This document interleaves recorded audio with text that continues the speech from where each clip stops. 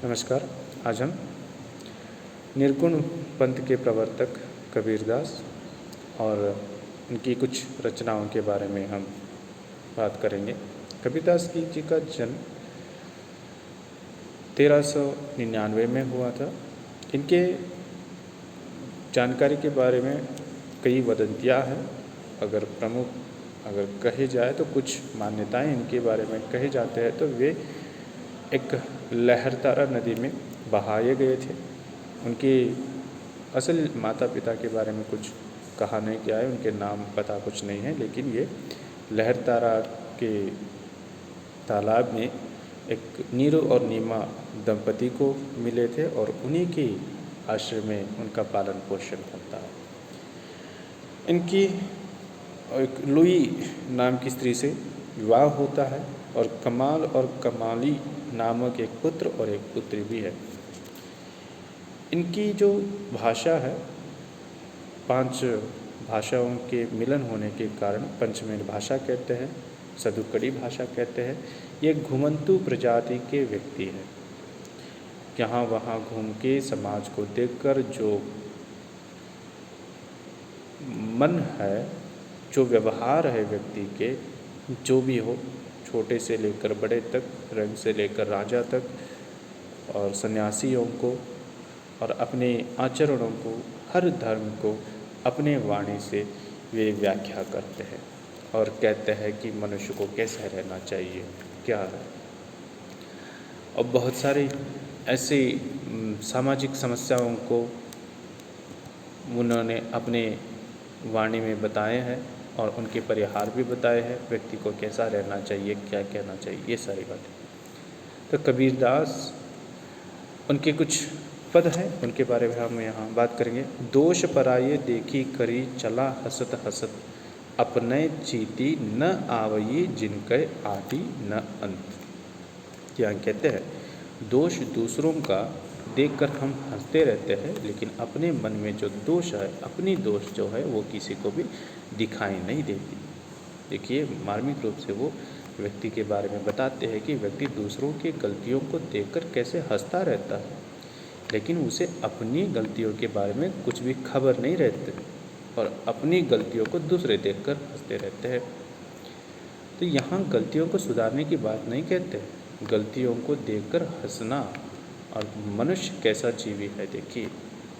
तो यहाँ कहते हैं कबीर घास न नींदिए जो पाँव तली होई, और उड़ी पड़े जब आँखी में तो खुदा खरा दुहेला होई। मतलब ये कहते हैं कि एक छोटा तिनका भी आपकी आँखों में जब गिर जाए तो उसके जो दर्द है असहनीय होती। हम उसे ज़्यादा देर तक अपने आँख में रख नहीं सकते क्योंकि दर्द होता रहता है। यानी कि छोटा चीज़ भी अपना एक महत्व रखता है। उस महत्व को हमें जानना चाहिए, इनकार नहीं करना चाहिए किसी भी व्यक्ति को, किसी भी वस्तु को। इसलिए कहते हैं कि घास को ना नींदिए। अगर कोई छोटा व्यक्ति है तो उसे निंदा मत कीजिएगा। अपने व्यक्तित्व को बताने के लिए मैं बड़ा हूँ अहंकार मत करिएगा। कोई भी व्यक्ति छोटा सा भी क्यों ना हो, उसका एक अस्तित्व रहता है। इसलिए कहते हैं तिनका जो पैरों के तले रहता है, अगर वो तिनका हवा में उड़कर आपकी आँखों में आकर गिर जाए तो आपकी आँखें वहाँ पर लाल हो जाएगी, आँखों में आंसू आने लगेंगे। इसलिए जब उड़ी पड़े जब आँखी में तो खरा दुहला हो जाए। अगर आपकी आँखों में उड़कर आ जाए, गिर जाए आपकी आँखों में, तो उसका जो दर्द है वो दुगना हो जाए लगता है।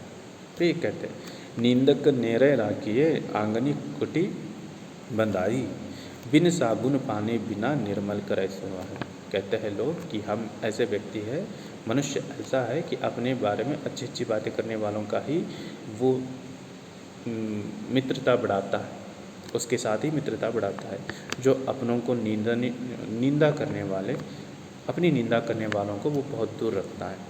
यहाँ देख सकते हैं व्यक्ति मित्रता बढ़ाने के लिए क्या अच्छी बातों को, प्रशंसा करने वाले, बढ़ावा करने वाले लोगों को ही अपने साथ रखता है। लेकिन यहाँ कहते हैं जो निंदक होता है वो आपके जो गलत काम है, गलत व्यवहार है, गलत विचार है, उन्हें दिखाता रहता है। आप सुधर सकते हो, सुनिए उन्हें कि आप में क्या गलती है। तब पता चलता है कि आप कैसे व्यक्ति हो। लेकिन ऐसे नहीं होते हम, दूसरों की गलतियाँ समझते हैं लेकिन अपनी गलतियों को समझते नहीं है। अपनी गलतियाँ अगर कोई हमें सिखा दे, अगर हमें बता दे अपनी गलतियों के बारे में, तो हम उनके ऊपर क्रोध हो जाते हैं, गुस्सा हो जाते हैं और उनसे दूर होने लगते हैं, रास्ता बदल लेते हैं। तो इसलिए कहते हैं कि आप अगर अपने आप को बदलना है, अपने आप को अच्छा बनाना है, अपने आँखों में तो दूसरे गलत दिखाई देते, लेकिन आप खुद कौन हैं ये समझाने के लिए जो प्राय आपके निंदक होते हैं, निंदा करने वाले होते हैं, वे ही आपको ठीक कर सकते हैं। इसलिए कहते हैं कि उन्हें अपने आंगन में एक कुटिया बनाकर देना है। वे आपके आंगन में रहेंगे, आपको देखेंगे, आपकी निंदा करके आपको सुधारेंगे। तो इसलिए कहते हैं निंदक नेरे रखिए आंगनी कुटी बनाए। निंदक को अपने पास ही रखिएगा, आंगन में ही कुटिया बनाकर, कि वो बिना साबुन के, बिना निर्मल पानी के तुम्हें निर्मल बना देंगे। तो देखिए व्यंग्य करते हैं, बिना पानी के, बिना साबुन के तुम्हें निर्मल बनाते हैं।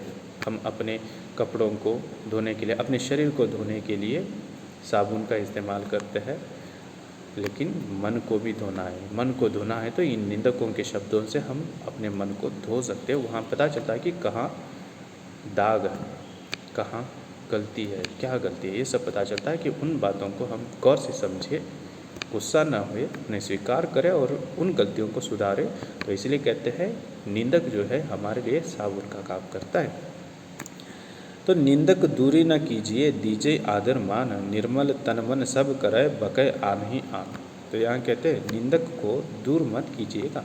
देखिए यहाँ कहते हैं, व्यंग्य करते हैं कि उसे अपने पास ही रखिए, कहीं दूर मत रखिए। निर्मल तन मन सब करे बकै आन ही आन। तुम्हारे तन मन को निर्मल बनाता है वो। जो कलुषित है, जो गलत सोचता है, उन गलत संदर्भ में वो आपका निंदा करता है, तो उस निंदक को अपने साथ रखिए, क्योंकि आपके मन को, आपके शरीर को, आपके मस्तिष्क को, आपके विचारों को सुधारने का काम वो करता है। तो यहाँ ऐसे नीति से जुड़ी हुई बहुत सारे पद हमें कबीरदास की ग्रंथावली में मिलते हैं। तो पढ़िएगा, ये जो रचनाएं हैं, इनके जो पद है, ये उन्होंने कभी अपने हाथ से लिखे नहीं हैं, उनके शिष्य जो है वो लिखे हैं। उनके रचनाएं जो है ग्रंथावली में, कबीर ग्रंथावली में संग्रहित है। उन्हें अध्ययन करिएगा, बहुत अच्छी अच्छी रचनाएं जो हैं, उनकी जो पद है हमें मिलते हैं, जो अपने मौल्यों को सुधारने के लिए, अपने मन को, मस्तिष्क को एकजुट बनाने के लिए, अच्छे कर्म में अपने आप को जुटाने के लिए काम आते।